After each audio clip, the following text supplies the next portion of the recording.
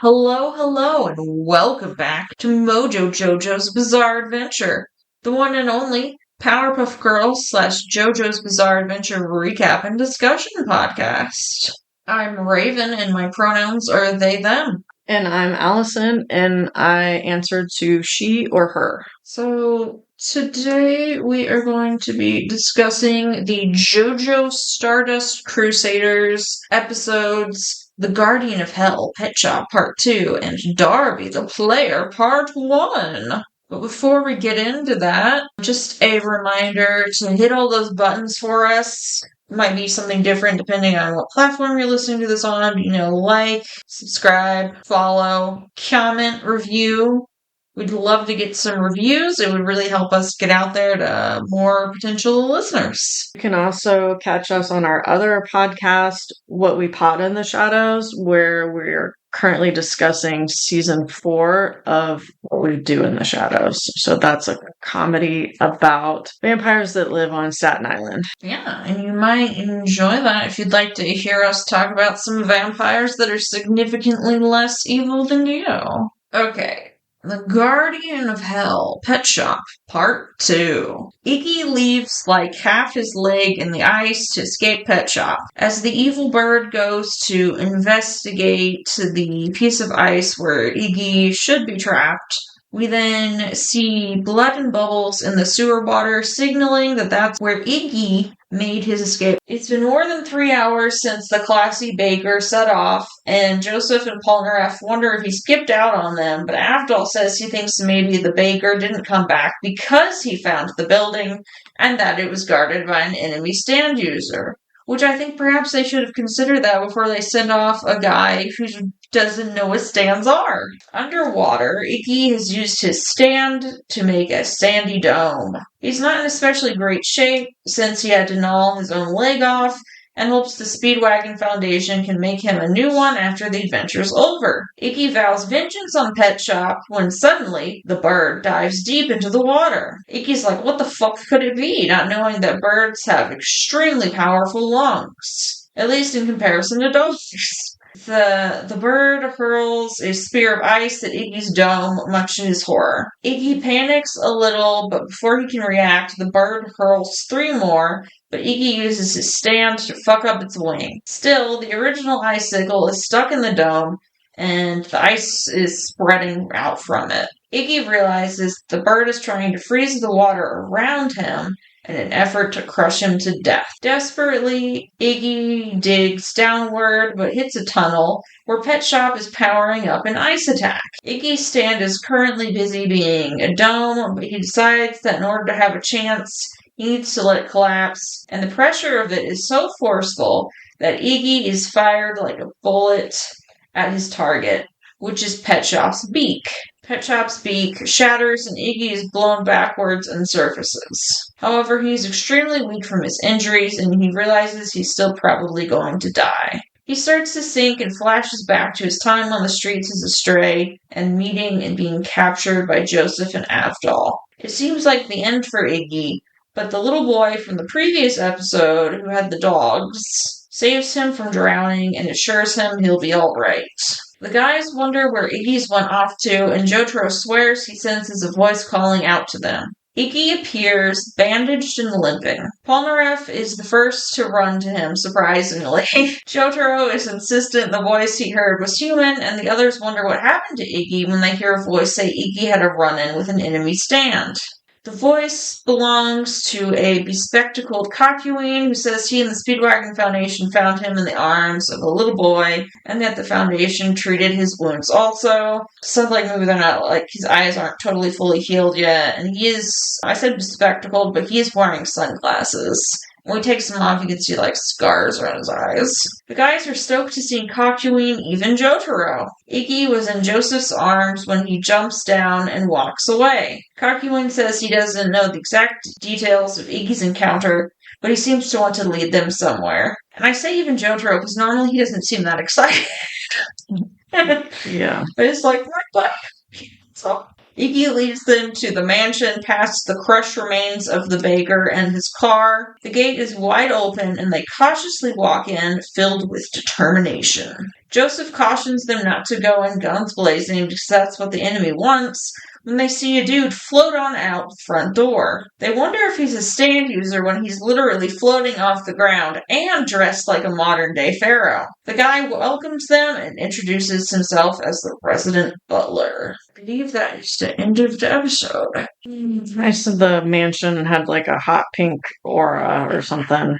Sometimes they'll change colors of stuff. Yeah. They'll have Kakumino will have purple hair or something, but I just didn't buy like Iggy gnawing his foot off fast enough. No, I didn't either. Not fast enough to get out of the way of a really fast bird like that. As Parrish said, they go 78 miles per hour. Yeah. But then also just like, you would think you'd have to like really psych yourself up to like come off your own limb. And so he did it in like nothing flat. Because if he was eating another animal, I don't think he would bite it off like that. I don't know. It would be super painful, and yeah, I don't know. I could see if it was going on for a long, like maybe he was in the dome and he had to gnaw his foot off, and it was a long period of time, like he had an hour or something. Yeah. I don't really see him doing it like instantly. Yeah. And then I don't know, like how the bird ended up underneath him. Like it was like in the earth, the sand underneath him. Yeah. It didn't really like make sense. And I don't know how you said it, but I thought Iggy bit his beak off. Man, how did I put that? When he bites off the bird's beak, there's an explosion. He kind of like crunches it, I think. Yeah. I mean, I think maybe they like got away at that point, like panned away or whatever, but yeah, I'm kind of glad because I really didn't want to see a beakless bird. I'm like, Iraqi, you have like put us through so much regarding like animal death. Like, we don't need this too. Well, this bird's like a dick though. I know, but I'm just like the war level. And I think like they should have had the boy adopt Iggy because I think Iggy liked the boy. Yeah. But I don't know. I'm not sure I'm buying the Speedwagon Foundation. Like, I get that they helped Cockeween. I don't see them. Like, Iggy really needed to, like, you lose a limb. Yeah. Probably needed, like, a blood transfusion, like, surgery. I don't buy them. Yeah. That they patched him up. I don't think that the boy patched him up, but yeah, I don't know. So kid's probably, like, 8 or 10, like, yeah, you probably want to have that kind of skill level. I think the Speedwagon Foundation needs to just be, like, closer. Yes. And also maybe they need to have some stand users in the Speedwagon Foundation. Yeah. Yeah. Maybe they need to recruit and offer them better benefits than Dio would. Yeah. I'm sure Joseph has that good Joestar money, and then also Speedwagon Foundation was like built with Robert E.O. Speedwagon's oil money, so I'm sure they're very well funded. I kind of wrote down what this butler was wearing. It said, a man in white floats toward them. He introduces himself as the butler. He has on brown shoes, a purple undershirt with a heart, a tall green turban, or it might have been like teal, gold earrings with the initials TD, and almost silver panels on his face, like he's a cyborg. I know you said before that they're like tattoos or something, but it looks like panels, like yeah, like. It looks like something that would be on a Transformer's face, not a dude's face. A human dude's face. And then Gramps says, like, once they kind of walk in a little bit, he says, if he can sense Dio, Dio can probably sense them. They kind of had, like, a montage there of their entire journey again. I'm like, they did that, like, after they got out of the submarine. I don't know why we needed it again. We get it. You're here to rescue Ollie. Why would you come in on the second half of the season? Well, the second half of the season, rather. Like, there's not that many episodes left. Okay, so season 2, episode 40, Darby, the Player, part 1. A dude in white floats in with a tall teal turban and silver marks on his forehead, nose, and chin. He tosses a playing card at Jotaro and says he is the butler named Darby the Younger. He has a purple heart on his chest and gold TD earrings. His stand is Adam. Is that right? I've heard of this Or like Atum. Atum. Okay. His stand is a tomb. He brings it out. The group is surprised to see it brought forth immediately and want Jotaro to fight him. He brings out Star Platinum, and Darby bets that he will punch with his left hand. Star Platinum takes a swing, but Atum dodges. Atum is able to grab Star Platinum's arm and pull him and Jotaro into a black and purple hole he created in the ground. Gramps and Kakyoin try to stop it and are also pulled in. The hole starts to close up and Gramps yells for Abdal and Polnareff to torch the mansion if they aren't back in 10 minutes. Jotaro and crew are brought to an island with a pink sky and yellow water. Jotaro says they need to figure out why Darby thought he would throw a left-handed punch. I don't know why that was so important, because it's like a 50-50 chance. He's only got 2 hearts. Yeah, it's not like it's... I mean, I guess... It's like Centipede. People aren't... Left-handed people are less... There's less of a chance somebody's going to be left-handed, but, like, Darby tries to offer them a drink. He confirms they are still in the mansion, and that the illusion comes from a stand, but it's not his stand. If they can't defeat him, they will remain stuck in the illusion. They grow tired of his butler politeness. He opens a cabinet of creepy dolls. They all seem to be alive. Darby is a doll maker, and the dolls contain souls. He introduces a few of them. They all threaten to fight him, but he says he has them under his control. It is revealed that he still has a hand on Jotaro's wrist. He says they should play a video game with their souls as collateral, and if he loses, Darby will release Jotaro's arm. He wants Kakyoin to go first. Kakyoin accepts and wants to play F Mega. Kakyoin asks Darby to confirm he will free Jotaro if he loses, but he just reveals his creepy Kakyoin doll. The video game aspect of this is just doesn't seem to fit the show, and I kind of just forgot that that's what was involved. Yeah. These dolls were kind of cool and creepy. They're better than, like, the poker chip thingies. They're definitely more, like, visually interesting, like, I guess unique and stuff. It's kind of like, I was going to say Child's Play. Is that the show, Child's Play? With Chuck? Yeah. Yeah. It's kind of like the Chucky dolls. Yeah. It's got, like, a person's soul inside of them. Gramps examines the setup with his purple thorns and deems them ordinary. The setup of, like, the gaming setup.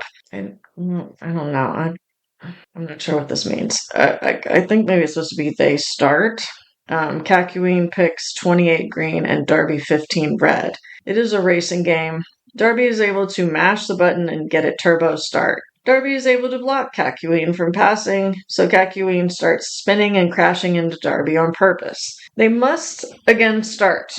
They're neck and neck. Kakyoin recalls his journey so far, beginning with Dio putting the flesh bud in him. He was humiliated by submitting to Dio, and because Jotaro freed him, he decided to help them defeat Dio. And that is why he was willing to put his soul on the line. He vows never to be controlled by his fears again. They race towards the 6th turn, which contains a boost, but it is a tunnel that can only fit one car.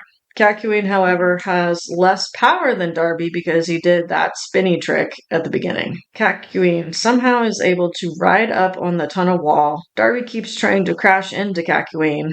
The tunnel goes dark, and they must turn just following the tunnel lights. The cars are unseen. So it's like you can kind of see how to turn because of where the lights are in the tunnel, but you can't actually see the cars. They both dodge a cannon attack. Kakyoin is slightly behind. They exit the tunnel with Kakyoin a car length behind. Darby may well be the winner, and I think that was the end. It was like Gramps was kind of like really getting into it. That's all I can remember, but I don't know. He's so old he remembers when video games were invented. It's just not even like fun to write down or explain. Yeah. It's like it was people watching. It's like us watching people watch people play video games. Yeah, so it's like a less fun Let's Play in a way. I don't know. I mean, I guess because, the older brother was into like betting with cards or whatever. Yeah. Kind of makes sense that the younger brother has a similar gift or stand or whatever and then wants to play another type of more youthful game, but could have just done like a board game maybe, or I don't even know if that would have been super fun. Maybe they could have actually raced on a real track and just been racing real cars, or maybe he could have Yeah. put them in the game. That would be more exciting, yeah. Or they could do like a Billy and Mandy and they could limbo for their souls. If like, like if you crash in the game, you die or something. I don't know. You die in the game, you die in real life. Something like that. They could have been like Jumanji. Yeah. And like Kakyoin was in a hot girl's body. And Darby went into an old man's body or something. I don't know. Yeah. So yeah, I don't know, but I'm just kind of like the whole soul thing again is a little because he had to bet his soul, right? Yes. Just I don't know. Yeah. I guess it's kind of like a fate worse than death in a way. Yeah. Because you're not free. So this guy's creepy doll collection. Those dolls seemed pretty miserable. Yeah. At least with like the playing chips, they just seemed like they didn't know what was going on. Yeah. They aren't like comatose or something. I'm sure Gramps was like, if that microphone picks that up. Yeah. Yeah. So that sure that's the microphone or that's on that stick. Okay. That doesn't pick it up. Okay. Well, it's rude. It's rude. So I don't know what to say. I guess I'm not sure what to predict. I feel like they beat everybody. I mean, even the people, we thought Avdol was dead. Kakyoin has come back. Iggy lost a leg and is still alive. I don't really see them maybe killing someone right now. I'm not sure. I hope anything that occurs though, that it's not someone getting their soul permanently sucked out or whatever. And then a lot of times when some of this stuff, I don't know, I guess I didn't write it down, but they didn't really flash back to the other group. No. So it's what? Polnareff, Avdol, and Iggy? Yeah. So we didn't see they told them to torch the building. I kind of doubt they're going to be back in 10 minutes, because I'm thinking just that part of the game was more than 10 minutes. Yeah, it probably was, unless there's like some sort of weird time dilation thing and time moves slower in there. Yeah, or faster or something. Yeah. And then I think they were asking if that was Dio's Stand the World or something that was making that fake island place that they were in. And he's just like, I can't tell you. I won't be telling you that, or however the hell he said it. Yeah. Fine, keep your secrets then. So I don't know what that group's doing. I mean, I know Avdol's got the power of fire. I don't see him. I think he would want to try to save them. I don't think he would torch the place, but I don't think they should try to move forward and find Dio with, I don't know, maybe there will be another stand user that does something with that group and we just haven't seen it. It might have been better if we had that going back and forth instead of just on this stupid video game. Yeah, it's pretty boring to watch. It's kind of like, instead of if you were watching a Let's Play, it's like watching someone do a reaction video to a Let's Play. Yeah. I mean, obviously there's like a lot on the line, so like I understand like Gramps getting worked up and everything, but yeah, for that reason, but otherwise it's just not like super exciting. He's excited. He remembers back in the day when he was but a humble Pong champion. And I mean, Kakyoin was pretty sure of himself. I would hope that they wouldn't bring him back just to have like something horrible happen to him, but who knows?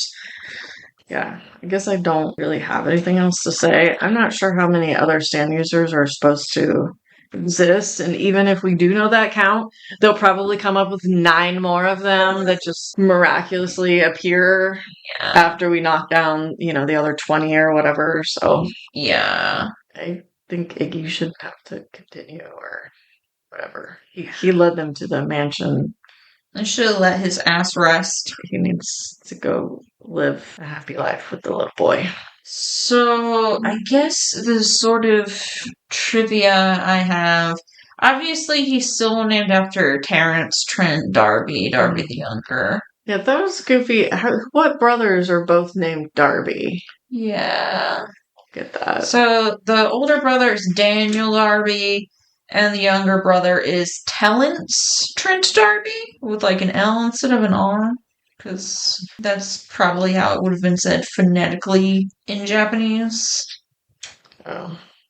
Because the R's and the L's get kind of mixed up in translation sometimes. Is their dad like George Foreman and named all of his kids? He's Darby, but he named all his kids Darby. And he's like, this one's the oldest, and this one's the youngest. That's how I'll find out in Darby Origins. There is no Darby Origins. No, because the other Darby just like flipped out. Yeah. See Darby origin. I know. Origin story. And I'm scared, like, there's any kind of spin-off of what else families sucking souls from, and yeah. That's all we're gonna discuss here. Our next two episodes for the next episode that we're gonna be discussing are Darby the Player Part 2 and The Miasma of the Void Cool Ice Part 1. And that one is part of a 3-parter. God. And then the next set after that, also a 3-parter, and then the last one just a 1-parter. Oh no! That kind of hurt. Yeah. I can't think of the pronunciation name, but how do they get the dude who's old banjos all the time just go in the booth and just yell, "Oh no!" and "Oh my god"? They have to wait. Proper voice training or something. They have to wait till the end of the day, and he does that last. God, probably. Tears his voice up.